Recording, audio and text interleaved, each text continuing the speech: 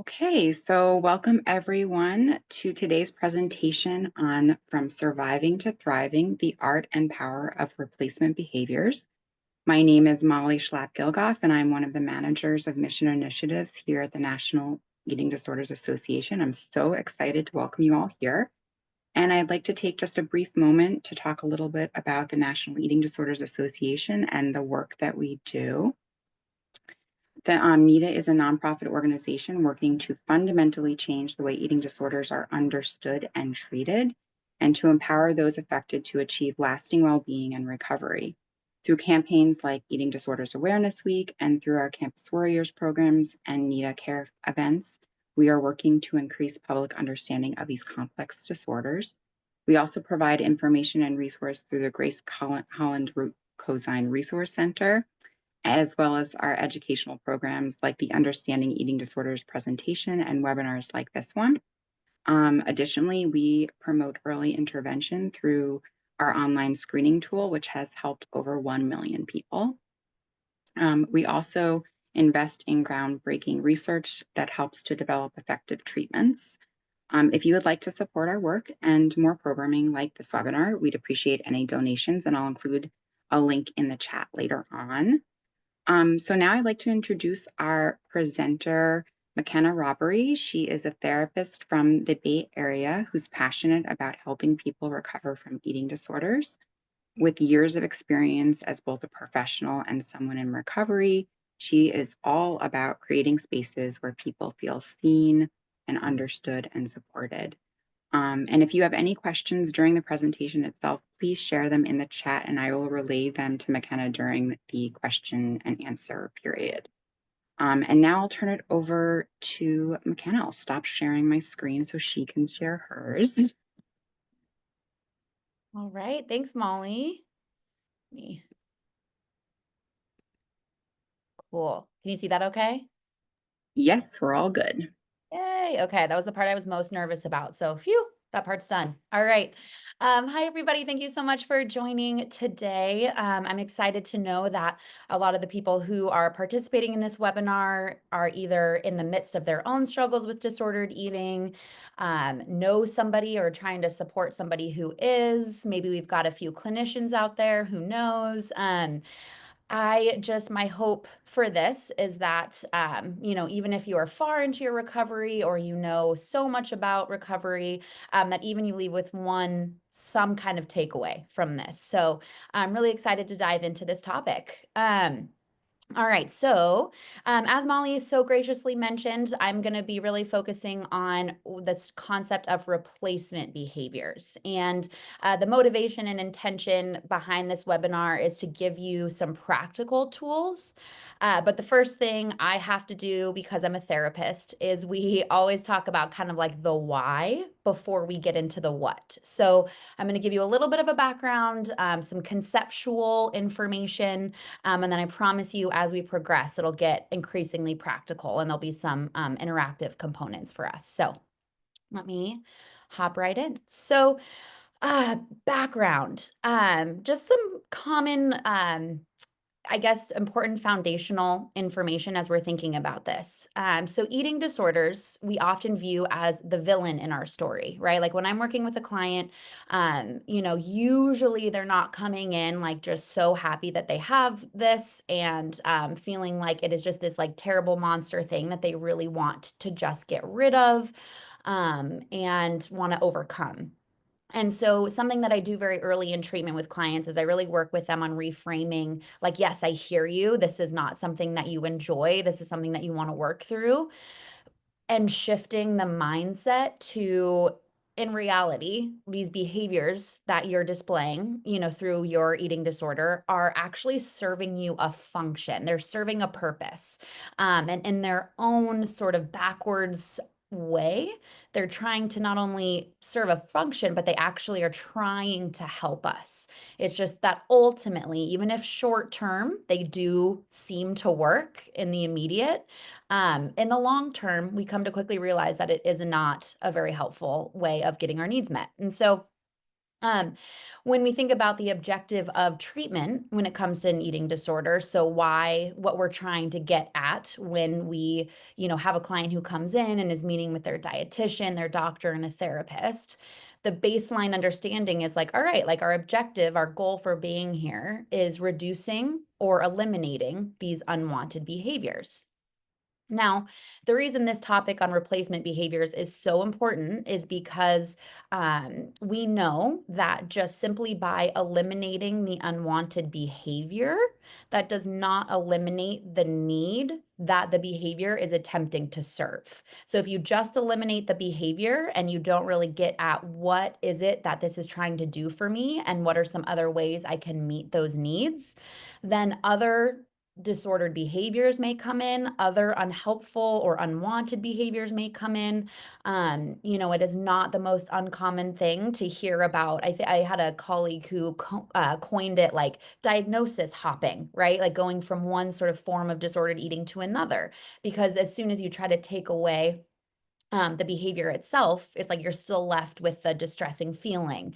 And so the replacement behaviors come into play to sort of help mitigate that. So just a little bit of context.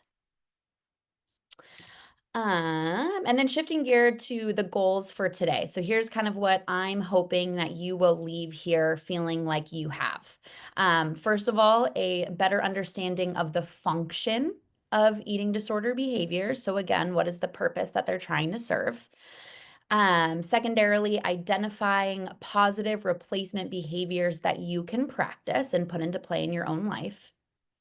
Also to empower your recovery journey, if this happens to apply to you, or if you're here because you have someone in your life who you really care about who's struggling, my hope is that you'll leave feeling empowered to support them in their own recovery journey. And then also, again, because this is something that can never be understated, is cultivating compassion for yourself in your recovery. It is very common to beat yourself up, to be hard on yourself, to feel a lot of shame around what you're struggling with. And the intention and part of what I want you to leave with today is a sense of understanding for why you do what you do or why that loved one is doing what they're doing. And coming and approaching your recovery from a place of compassion versus change motivated by shame, which that doesn't usually go well. So, okay. Okay, so let's dive into the topic of emotional needs. I mentioned this idea of eating disorders serving a function, and this is kind of where we get to that. So, on the surface, eating disorders are stereotypically about, and this is not a comprehensive list, but this is the key hitters in terms of the stereotypes, right? That eating disorders are about food, which we know they're about food, but they're not really about food, that they're purely about vanity and appearance changing, which I would argue is a symptom of a deeper thing going on for you.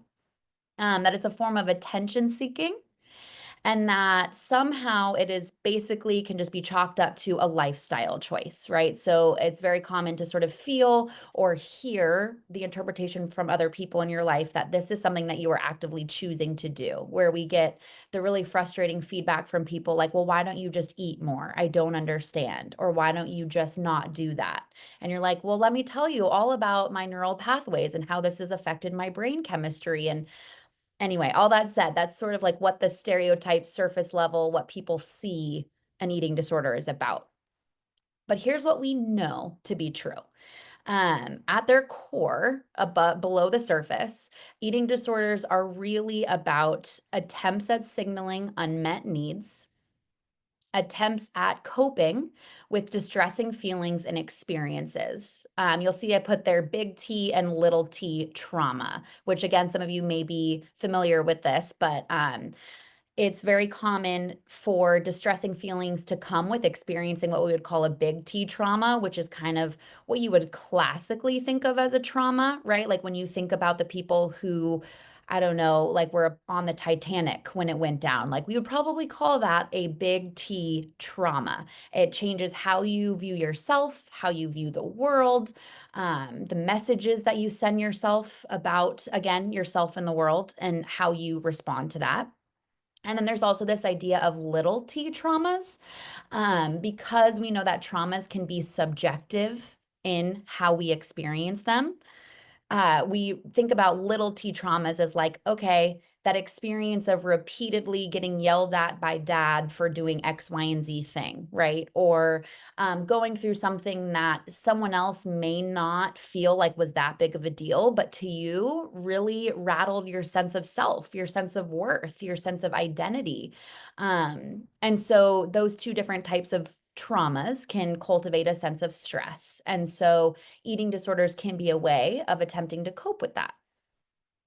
It can serve, or eating disorders can serve as a form of distraction from deeper issues. So often we are left focusing on a behavior, we're focusing on counting calories, we're focusing on, okay, let me just go exercise, right? As a way to not think about other things in our lives that feel uncomfortable, that maybe we don't know how to deal with on our own, or we feel uncertain about how to deal with. And then also just really wanting to emphasize eating disorders are not a choice. That is just a gross oversimplification of what's happening. But in reality, we know that they are complex mental health conditions deeply rooted in a variety of factors, right? We think about biological factors. There's a lot of research being done on genetic components that may exist in predisposition to eating disorders. We think about our environment. We think about our relationships. We think about, again, the psychology of how we view ourselves and the messages we believe about ourselves. Like so many factors that feed into what goes on here. That's why it's not just as simple as just eat more. That'll help you get over it. Okay, so on the next slide, I'm going to bring up a list. I found this amazing screenshot, or I took this from a lovely account on Instagram. Her name is Natalie Rose, Wake Up and Smell the Rose. I thought that was cute. But she has this great graphic of an overview, not necessarily comprehensive, but pretty solid, that goes over what are the basic, essential, core human needs that exist that tend to, when they are unmet, as you'll see there, I said unmet needs lead to stress, right? So when we are not feeling a sense of connection, when we're not feeling a sense of autonomy, when we're not feeling a sense of peace or a sense of meaning or a sense of purpose in our lives, that can create a lot of psychological and very somatic stress for us. So I want to, because there's a lot here, I'd love to take a moment to let you guys just read through this list and check in and see, based on your own experiences, which on these lists, it can be one, it can be 4 or 5, right? And we all maybe have felt some of them in some capacity or another, but just to think about which are the ones that I resonate with the most and jot those down. And if you're having trouble identifying, what are the unmet needs that I tend to struggle with? A question that I'll often ask clients is to think about a time, maybe in recent past, where they have felt overwhelmed, where they have felt triggered, where they have noticed a big urge to engage in an eating disorder behavior or some other form of coping, is to think about when that was happening or right before that happened. What were the messages I was sending myself about me or about the world, right? Like when my husband said X to me, what I really heard was, or when my big sister cut me off in the middle of my conversation, what I really felt was voiceless, right? So I just want you to take a moment and think about, like, when you look at this list, and sometimes it's just even a gut reaction, which stand out to you. And then when you have those, we would love it if you felt comfortable including those and putting those in the chat. And Molly, if some come through that people have felt comfortable sharing, would love to just kind of hear what people are noticing.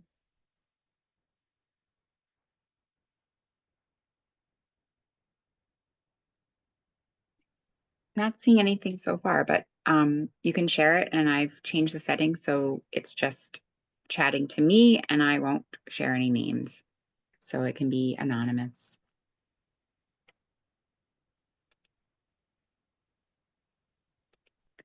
So I hear validation, nurturing, acceptance, encouragement.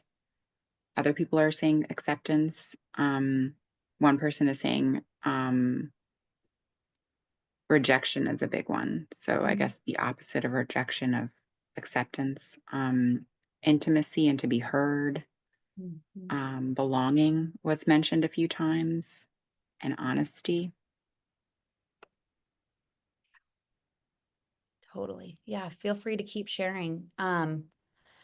As I'm hearing those, I just can't help but think about, wow, your eating disorder behaviors are remarkably creative ways of trying to meet those needs, right? If I feel voiceless and unheard, but I don't feel safe to express how I feel, I'm going to show you, right?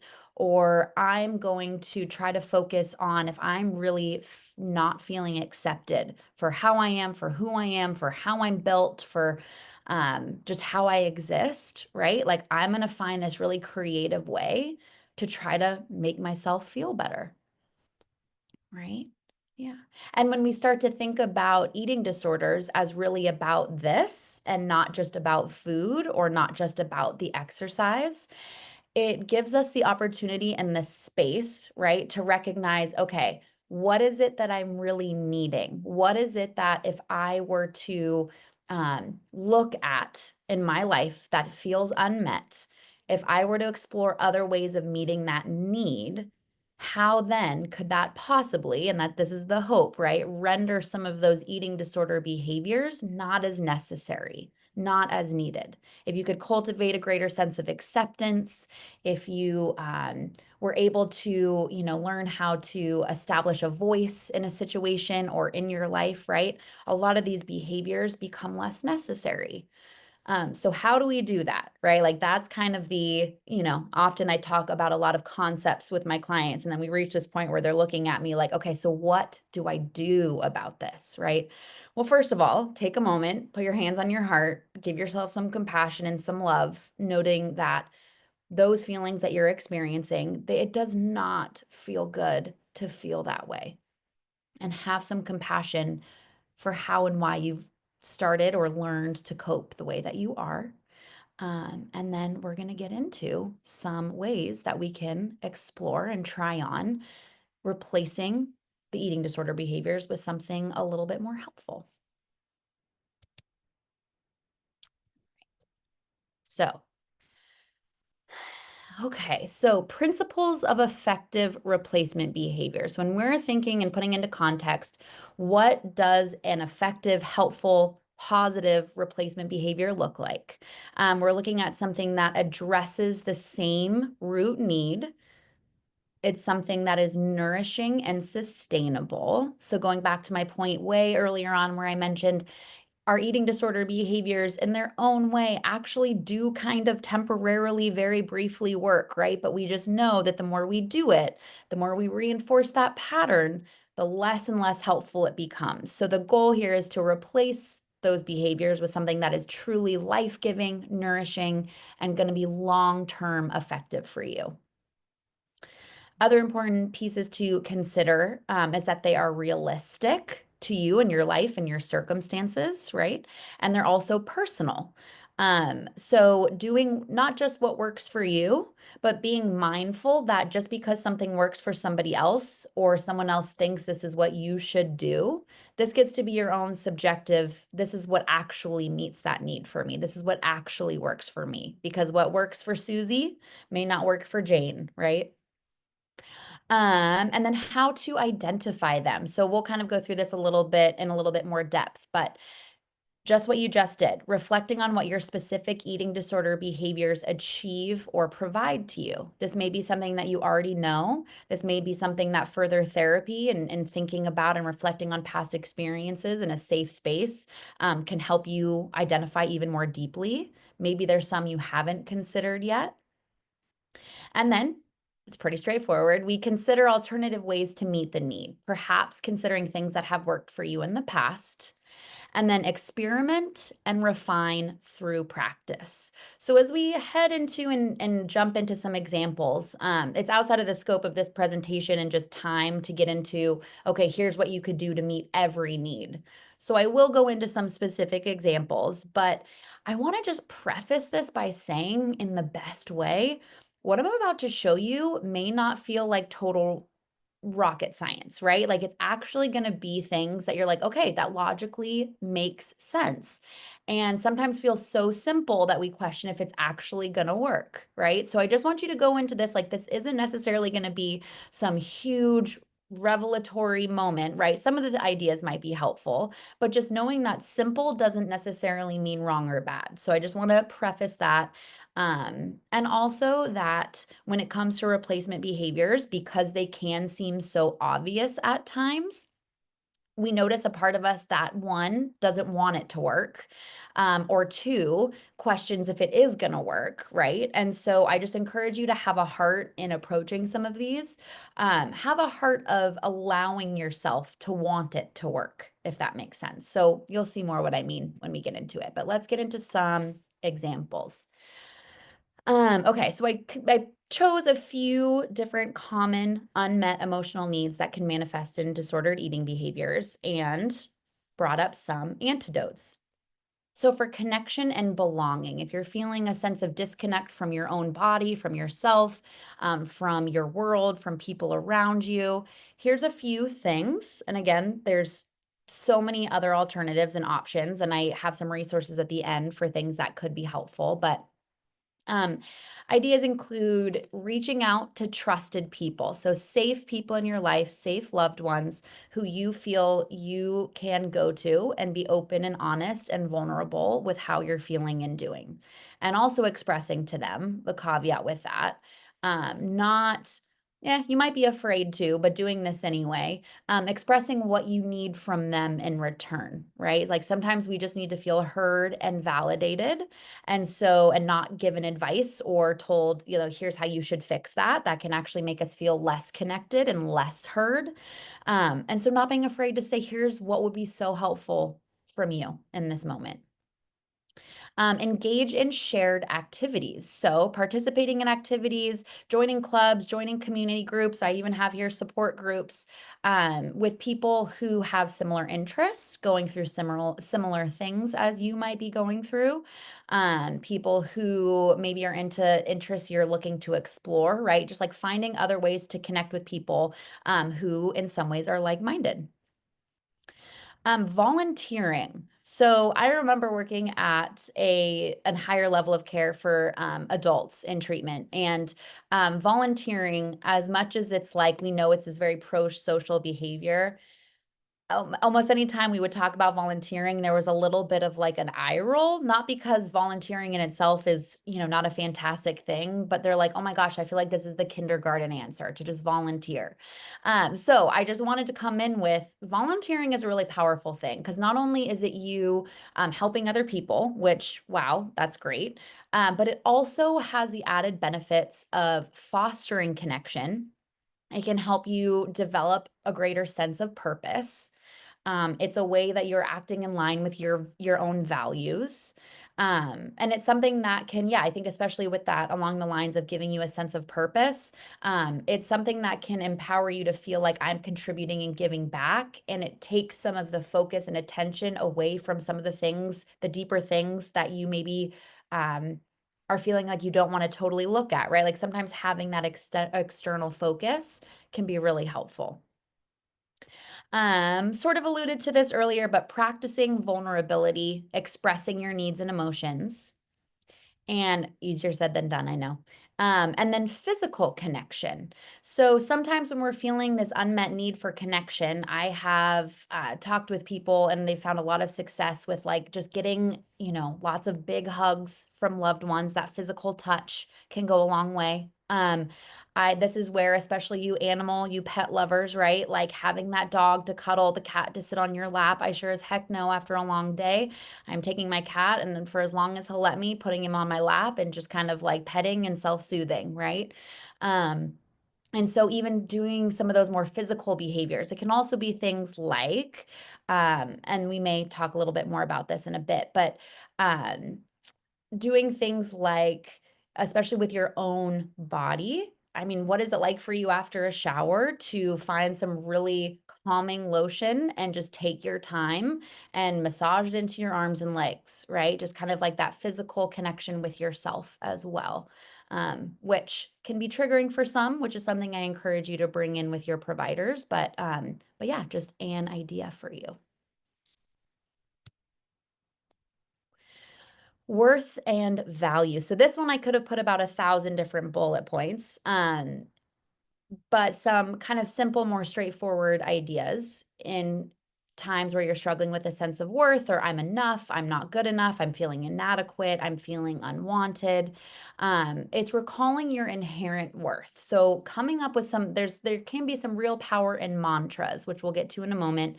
But reminding yourself, like, I am lovable for who I am, not what I do. This is where that self-compassion work can be hugely important. Learning how to have grace for yourself. A really kind of a simple one in the heat of the moment can be, what would I tell a friend in this situation, right? Um, I had someone say to me once, and it just really stuck out to me. They're like, would you have any friends if you talked about them the way that you talk about yourself? Right. And so, just focusing on thinking about how we might treat other people and practicing applying that to ourselves. Doing your own values exploration. So, thinking about what are the things in life that I think ultimately really matter. Um, Tried and true question that I sometimes bring in with this is, when you are 110 years old and you're on your deathbed, right? Like, what is it that you really want to be remembered for and by? Does it have to do with your appearance? Does it have to do with your weight? What is it that if you led a meaningful life, what would that look like to you? And because none of you are people pleasers, no one with disordered eating has ever struggled with receiving help. No one has ever, kind of felt uncomfortable or a sense of guilt for asking for what they need. Wink, wink. Something that can be really important in learning and embracing a sense of worth and value is to practice allowing other people to support you. It is very uncomfortable. It can be very uncomfortable for some to ask for what you need and to receive it, right? And just your reminder there that I imagine, so many people in your life, or even just that one person in your life that wants to be there for you and wants to support you. And if it helps you to work through that guilt, remind yourself that you don't get to take away that opportunity from them to support you, right? Like, that may be something that they really want to do for you. And so, yeah, just practicing to sit in that discomfort of receiving help and support um, can be challenging, but can also be really, really helpful. Okay. All right. So next up is emotion regulation. I broke this down into two different categories just because I know that, especially in disordered eating, like, there really is this body image focus that is a common thread. So I'm going to talk about body image distress practices and then also emotional distress practices. So for body image distress, things that can be really helpful in coping or kind of meeting that need to regulate the distress around how we feel about our bodies and in our own skin, is boundary setting. So when I mention boundary setting in this case, I'm thinking about things like social media and what you're taking in. So your boundaries are not necessarily just about what other people are doing to you and you trying to kind of push that all away, so to speak. Like, some of it is our own sort of, what is it I'm going to allow myself to take in? And I do have some agency over that, right? I'm going to not follow accounts on social media. I'm not going to spend tons and tons of time with people or in conversation that surround body image and appearance. That's why I also mentioned conversations, right? So if conversation is pivoting in a direction that feels really uncomfortable and brings up a lot of those feelings, you have every right to make a comment, to change the subject, remove yourself, express your sense of discomfort and that you'd prefer to talk about something else. Um, Again, this safe body connection idea. So I mentioned before, I used the lotion example, right? When you're feeling that sense of I need connection. So often in disordered eating, we come to learn that we are very disconnected from our own bodies and what they want, the cues they're giving us, what they're telling us.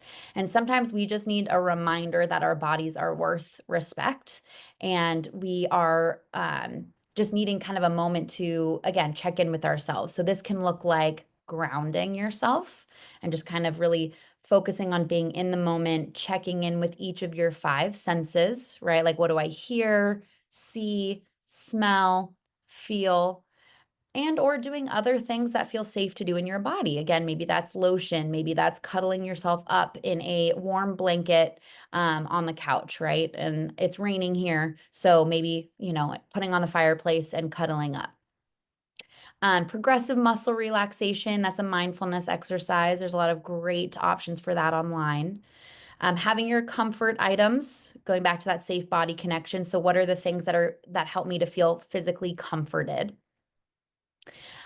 Clothing swaps. I hear that there's going to be an amazing presentation webinar next month from Nita related to shopping as you navigate through your recovery.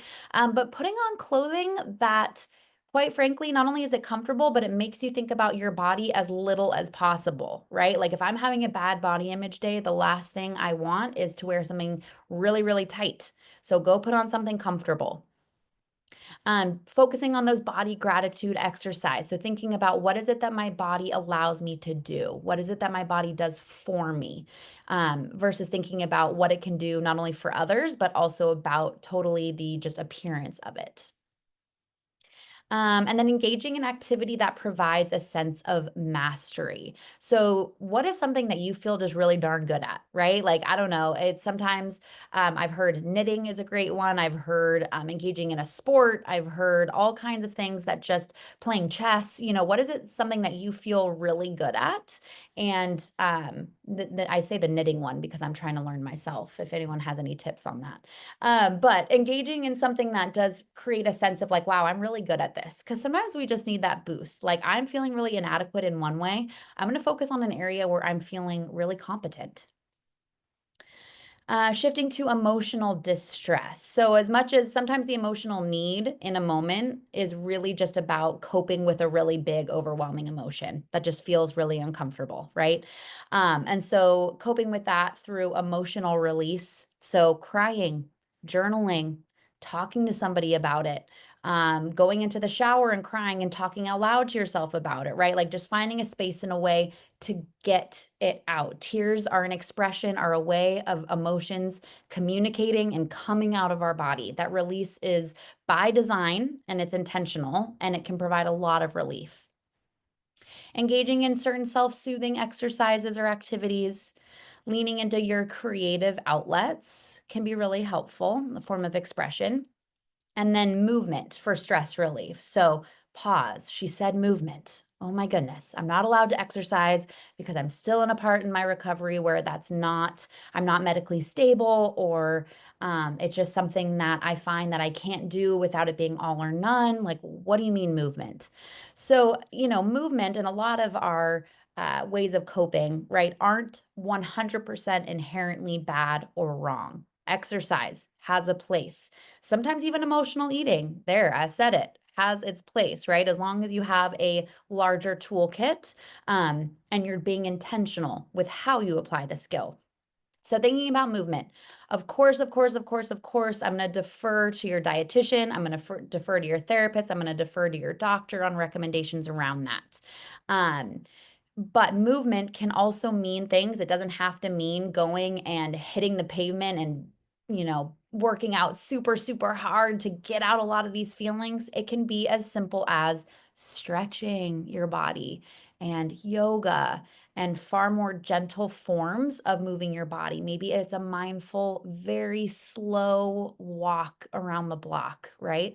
So, again, of course, taking into account what the medical recommendations are for you, but how can you engage in movement in a way you can still get all the amazing effects of anxiety relief and stress relief and improved emotion regulation without having to kill yourself at the gym? So, putting that out there. Okay, autonomy. So when we think about autonomy, we think about having a sense of self. We think about having our own voice. We think about having our own say. We think about our sense of capability, right? Like my ability to accomplish things. So, some other ways of meeting the need for autonomy and having a voice is leaning into making food choices based on preference versus a rule. So, if you're at this webinar, chances are a lot of the ways that you decide what you're going to eat are based on what time it is, based on what you've already eaten that day, based on a very rigid set of rules, right, about good versus bad foods. But autonomy can actually come with checking in with your body, checking in with your cues, and thinking about, whoa, what a concept. Like, what actually sounds good to me right now? What sounds good to my body? What sounds, maybe it's not even just tasty, but what is it that I know that my body is needing right now to function the best?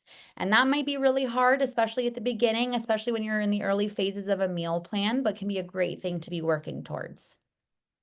Trying new activities to practice independent choices.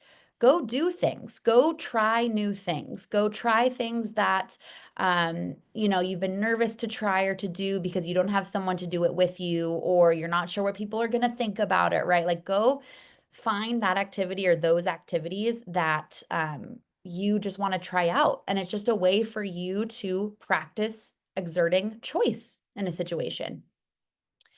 Get to know yourself. It's very common. I notice with, a lot of my clients, a lot of people I know, where there's a kind of tendency to defer to other people for what to do, how things should be done, what's the best way of doing this thing, what's the best rule to live by. But I want you to think about getting to know yourself. So, journaling your own values, your own needs, your recovery goals, right? Like, what is your why for recovering? Thinking about your hopes and dreams for the future. Autonomy can also come from practicing boundary setting. So, saying no, pretty straightforward. No is a whole sentence.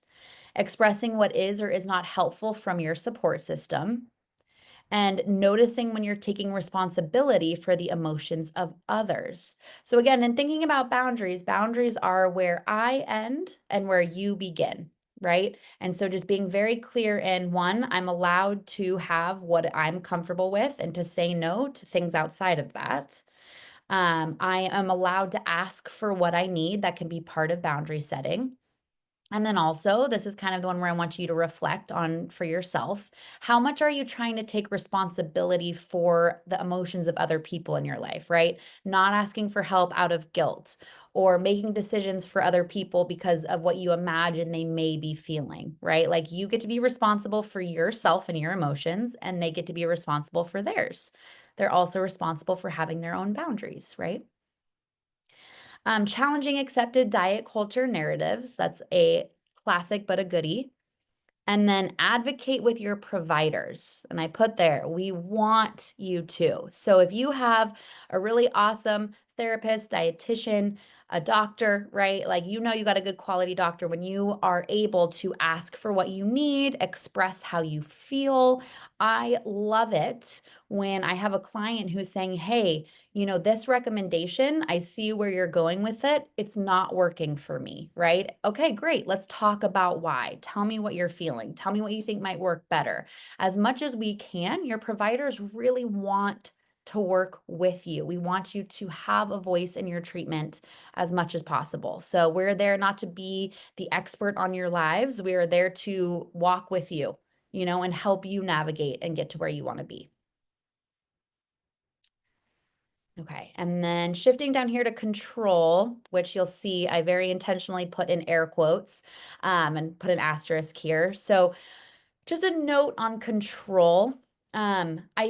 I understand why we very often use that word to describe an unmet emotional need, not feeling in control.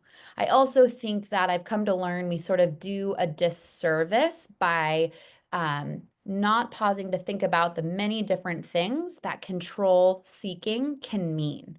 So, not feeling in control is not just purely about control, or it can be, but it can also be about you know, craving a sense of predictability, craving a sense of stability in your life, craving a sense of comfort, a sense of safety, especially if we've experienced trauma. It can be about really craving a sense of just order and structure in our lives. It can be about, kind of this idea that if I can predict my total future, then maybe I'll be safe. Maybe I'll be okay. Maybe I'll be prepared, right? So a lot of times that can be what it's really about. So my antidote thoughts on this, or other ways to kind of be thinking about control, is first of all, thinking about control for what it is, which is sort of a fallacy, right? Like this idea that we can control anything and everything in our circumstances and our future outcomes is just not realistic. And my hope is that in coming to recognize that and accept that, it'll actually be a really freeing thing for you, not something that brings fear. Because my hope is that if we can surrender to this idea that we cannot totally have control over how things go, that doesn't mean that we are totally powerless to the situation, right? And it also doesn't mean we're not going to be okay. We can still be okay, even if things don't go according to plan. Focusing on where you do have agency. So in your responses to things, you have a choice in how you respond to the people in your life, to the situations in your life. You have a sense of agency in your creativity. And depending on where you are in your recovery and what your dietitian is recommending, I always want to put that caveat out there. You do have a say in your food choices. Going back to this idea, I think I mentioned it in a couple bullets, so I'll get there, but this idea of pleasure. But thinking about, yeah, you get to have some say in what you eat. Practice exposing yourself to uncertainty. So it can be, there's sort of this idea that you may have heard in your own treatment about acting as if, right? So if you want to practice surrendering yourself to uncertainty, you can change up your routine, do something a little bit different. Consider a situation that you tend to have really, really tight grip of control over and try something different. And tolerate and sit through that discomfort, and knowing that the more that you do that, the easier it'll become.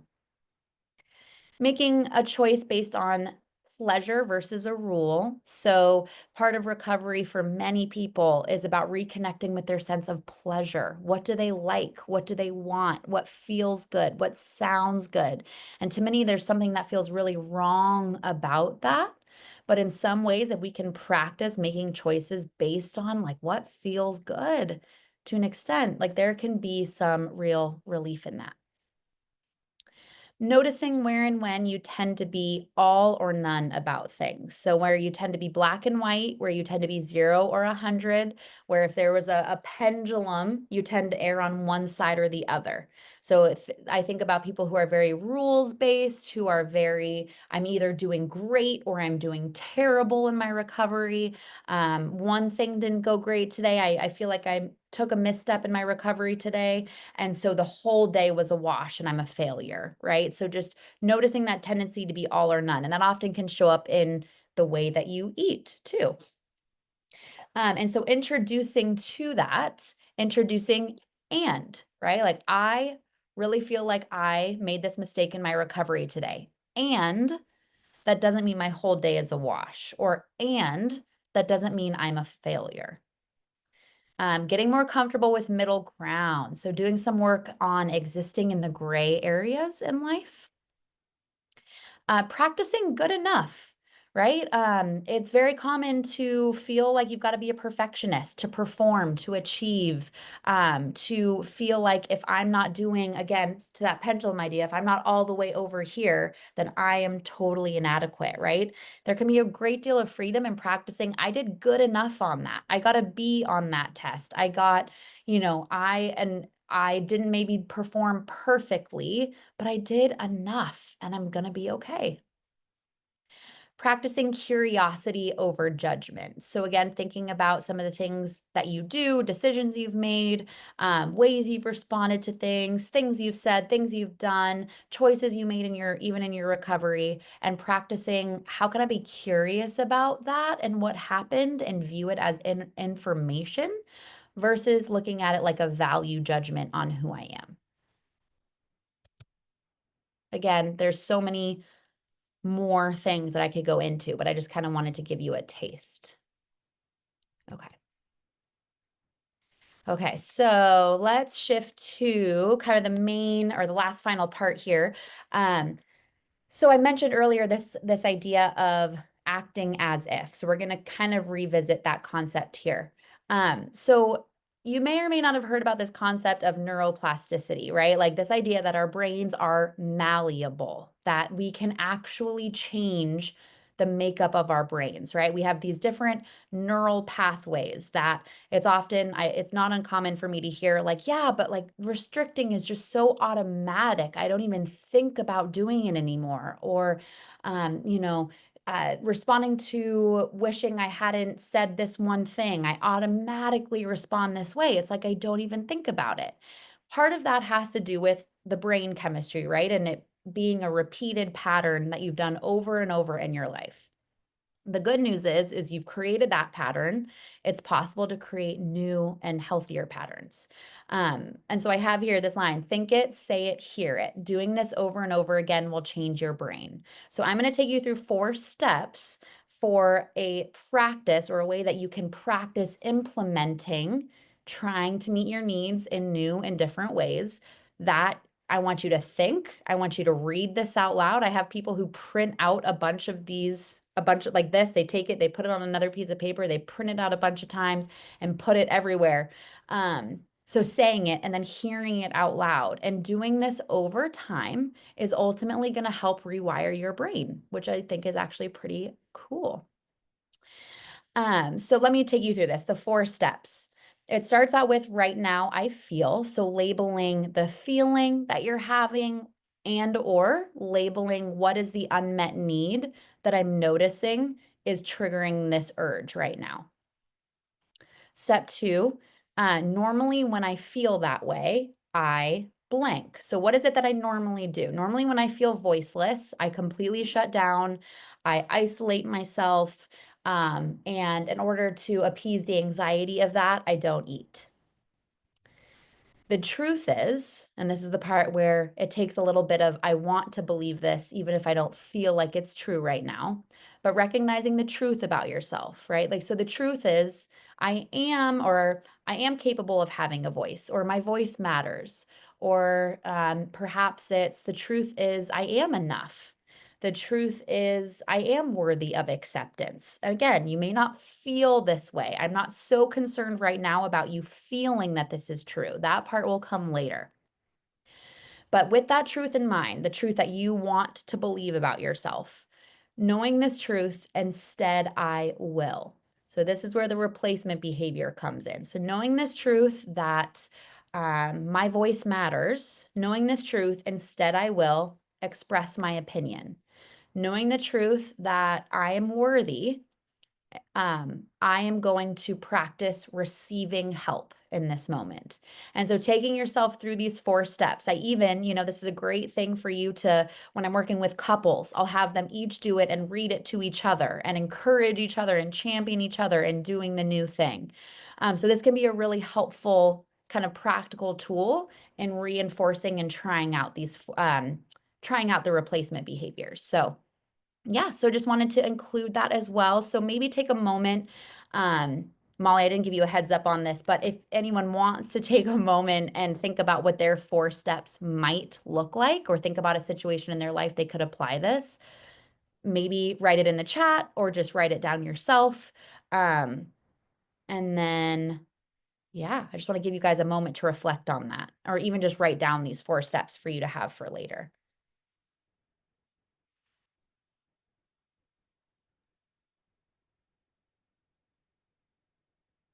Not seeing anything in the chat yet, but I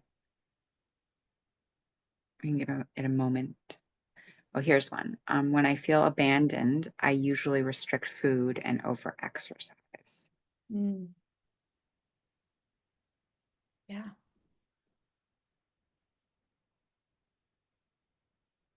Yeah, I would encourage you to think about, and so what is the truth? The thing that you know to be true about you, even if it doesn't feel true, right? That I'm not alone, or that maybe this isn't even about me, or I'm worthy of love and acceptance, like whatever it is that you feel speaks to that need, what would it look like to act out of that in that moment?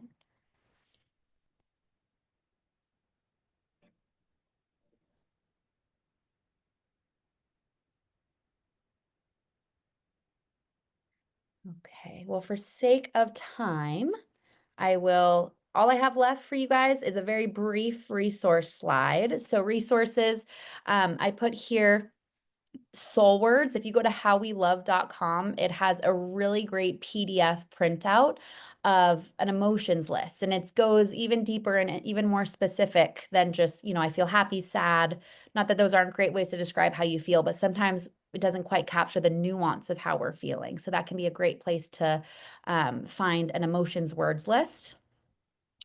If you're looking for self-compassion practices, my go-to gal is Kristen Neff. If you go to her website, you can just type in Kristen Neff self-compassion, and her website and all of her resources. She has not only resources and information, but she has practices and things you can print out and do to kind of work on developing that sense of self-compassion. And then a little Wizard of Oz behind the scenes moment here. If you go to Therapist Aid, this is where a lot of therapists go here. It's a nice hub for just handouts, printouts, psychoeducational worksheets. It is a great and mostly free, I think it's mostly free site that has a lot of different resources for emotion regulation or communication tools or setting boundaries, right? Like, so these other things that you're wanting to practice. So I could have listed, again, 50 more resources, but I thought these might just be a good starting point for you. So, all right. And Molly, that is the end of it for me. Thank you so much, McKenna, for an amazing presentation. So we do have a few questions. The first one I'm seeing is implementing replacement behaviors a common practice in eating disorder treatment? Mm. Great question. So in my experience, sort of some of it depends. Part of what you're doing is replacing behaviors, for example, with your dietitian, right? So, for example, if restricting is your way of coping, you're working with your dietitian on I am worth eating, so I'm going to practice eating. So some of it is sort of inherent. Some therapists take a very behavioral, let's talk replacement behaviors approach and get really practical. Some providers are more insight based, right? So they might talk to you a little bit more about, okay, let's seek to understand what's driving this. And sometimes naturally, so to speak, we kind of are then that insight enables us to kind of recognize, okay, I actually don't feel that this is true about me, or I don't believe that. And so I'm going to inherently choose other behaviors. But if it's something that you want to talk about with your provider, by all means, I encourage it. It's not an uncommon thing to talk about. Thank you. So I see someone wanting to know a bit more about control fallacy and what that means. Yeah, good question. So the control fallacy, it's not necessarily like a formal textbook term, but I put it in there to just kind of allude to this idea that um, it is sort of almost a fantasy to believe that we have total control of our outcomes, of how things go, of how, something may impact us if it happens, right? And so sometimes we have this idea that if I can just be prepared for every possible worst case scenario, then maybe it won't be so bad. And what's so interesting about that and where the fallacy kind of comes in is one, it's impossible to have control over everything. But also, the more often that we try anxiously to have that tight grip on control, often what can happen is we're actually less equipped to deal with it in the moment because we're so flooded, we're so anxious, we're so tired, we're not clear minded. So that's what I was referencing with that. Thank you. I see a question here. Someone's wondering, would you have any recommendations on how to support someone who has an eating disorder who doesn't necessarily have familial support or isn't in treatment? Mm. Oof. That's a big, first of all, Man, I mean, how amazing for you to be here and just to be aware of them. Um, I mean, in terms of like, there's kind of the more global way of answering that, right? Like, if you have a relationship with this person and you feel a sense of concern, and if you feel like it's the type of relationship where you can express that and let them know, hey, I'm here to support you and, help you in what ways feel, supportive to you, knowing that again, ultimately, it's got to come from them. Um, but there's in terms specifically of replacement behaviors or in engaging things that are going to be more productive for them. I think one, your best friend is just going to be a place of curiosity and, hey, let's brainstorm together. And do you think this would be helpful versus telling them, I think you should try journaling. Journaling is going to make this all better, right? Like taking some space to go, hey, I think this is, let's talk about what could be helpful, maybe doing it with them if the behavior is journaling, or maybe in your friend's case in this situation, maybe they need someone practically to hold their hand while they call a therapist. They need help looking up resources, right? Like if this is something that feels in your bandwidth, and they're willing to receive that from you, maybe being on the phone or just sitting next to them while they call a dietitian or while they, try a food that they've been really nervous to eat. Like sometimes just partnering with them in that can be really helpful. Thank you so much. And can you just share a little bit about what the difference, like, or how someone can tell the difference between something that might be a helpful Mhm. replacement behavior and one that might turn into something that's not helpful or a form of like avoidance or compulsion? Oh, love that question. That's a really good question. So, a couple things to think about with that, because it's definitely important to be aware of. But thinking about how it makes you feel while you're doing it, right? So, something that's going to be more compulsive, something that's going to be rules based or disordered, there's often going to be a sense of angst attached to it, a sense of anxiety, a sense of, I have to do this to be okay, right? Versus a sense of peace, a sense of comfort, a sense of ultimate relief. And then the other thing to think about is not only how I feel during it, but how do I feel after? Is it reinforcing the narrative that I've got to keep doing this compulsive thing to be okay? Or is it, and I'll put in the caveat, like over time, is it actually bringing you the peace you're looking for? It probably won't right away. That's why some of this is trial and error. Some of this is taking time to see how things go. Sometimes we don't have the right, we're not meeting the right need with the right behavior, right? Like it takes some trial and error, but ultimately you should feel reduced anxiety. You should feel, less angst about it as time goes on. Thank you. That was good. Um, so what should someone do if they feel like a replacement behavior isn't working for them? I in situations like that, I mean, one, checking in with how much time have I given this, right? Like just being realistic that it's going to probably, it took you a while to develop the eating disorder behaviors and make that automatic. It's going to take some time for a quality replacement behavior to take hold. Also thinking about, maybe the intensity with which you're doing the replacement behavior, right? Like, are you giving it a real try? Or two, let's say, and I keep coming back to this example, let's say it's journaling, right? Like maybe you need to, um, start small and increase as you go. Maybe it's something that you need to be practicing more often, especially when it's like a mantra or something that you want to tell yourself. We probably need a lot of practice with it. And then also too, if it really doesn't feel like it's working, a lot of times that may mean we're not quite aligning the behavior with the need we're trying to meet. Like there might just be a mismatch there. So it might be time to try something else. Thank you so much. Perfect timing. It is 7 o'clock. So, yeah, again, just thank you so much, McKenna, for an amazing webinar. We feel so privileged to have you share all this information with our community. And I'm hearing a lot of comments in the chat of just expressing that from everybody. So thank you again. Thanks for having me. Thank you guys for being here. It's an honor. So thank you. Okay. Take care. Good night, Bye. everybody.